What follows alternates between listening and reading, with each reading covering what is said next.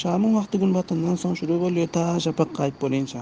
Şapak diýip bolsaňym sahibiňiň nezinde gün batyndan soň asmanyň ýüzünde bir gyzyllyk bolup durýar. Ta şo gyzyllyk gidinçe şamyň ahir wagty bolýar.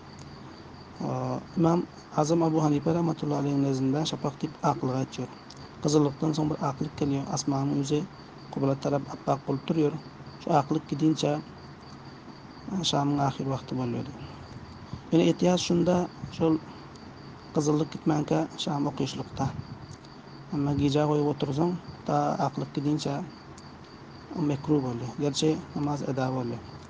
Ahir wagty we awwal wagty şonu saat bilen hasaplan pillasynda bazı ulamalar 1,5 saat diýipdir. Bazylar 1 saat 20 dakika diýenem bar. Seýşul 1,5 saat bolsun. Şam awwal wagtyndan tutup ta huptan wagtyna çelýär. 1,5 saat ortada fasla bolmaly gün batyndan da huptan wagty girinçe. Huptan wagty girinçe şam okuysaň bolýar. Gija goýup okuysaň da mekruh bolýar. Awwal wagtynda okuyuşluk mustahap. Wallahu alam we ilmu